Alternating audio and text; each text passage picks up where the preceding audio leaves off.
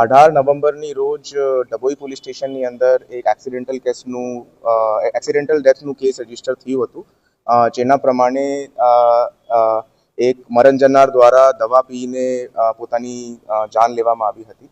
આ કેસ બાબતે પોલીસ દ્વારા મરણ જનારનું મોબાઈલ ફોન ફોરેન્સિક સાયન્સ લેબની અંદર મોકલતા તેનાથી પોલીસે ઘણી બધી માહિતી મળી છે અને ફોન નંબર્સ મળ્યા છે અને બીજા મેસેજીસ મળ્યા છે, જેનાથી આ પ્રસ્થાપિત થાય છે કે આ ડિજિટલ અરેસ્ટના કારણવશ અને એના કારણે આ મરણ જનાર દ્વારા આ સુસાઇડ કરવામાં આવ્યું હતું.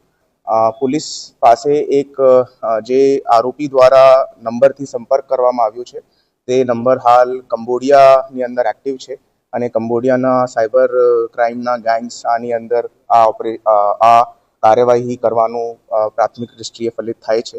એ સિવાય ફોરેન્સિક એનાલિસિસ કરતા પોલીસ દ્વારા એક બીજું નંબર પણ ફાઇન્ડ આઉટ કરવામાં આવ્યું હતું, જો કે પ્રથમ દૃષ્ટિકોણથી એક નંબર ઓફ ઇન્ટરેસ્ટ હતું અને એ બેંગ્લોરની અંદર નંબર એક્ટિવ હતું.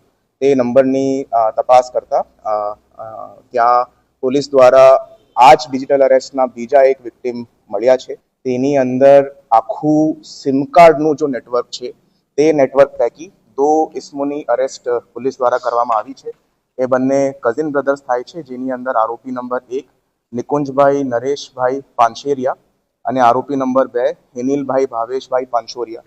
એમના દ્વારા 538 સિમ કાર્ડ માટેનું એક વાતચીત બીજા આરોપી દ્વારા થઈ હતી અને એ 538 સિમ કાર્ડ પૈકી 438 સિમ કાર્ડ એમના દ્વારા ડિલિવર કરવામાં આવ્યા હતા અને એ જ સિમ કાર્ડ પૈકી એક સિમ કાર્ડ દ્વારા આ કૃત્ય કરવામાં આવ્યું છે.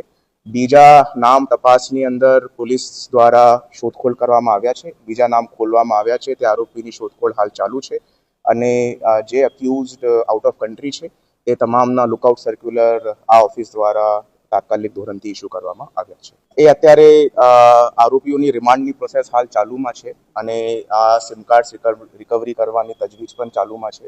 હાલ આ જો નંબર છે તે કંબોડિયાની અંદર એક્ટિવ છે અને જે આ ગેંગની અંદર બીજા ઇસમોના નામ કઢ્યા છે તે ઇસમોની શોધખોળ હાલ ચાલુમાં છે અને એક ઇસમ બાબતનું લુકઆઉટ સર્ક્યુલર ઓલરેડી મારા ઓફિસથી ઇસ્યુ કરવામાં આવ્યું છે.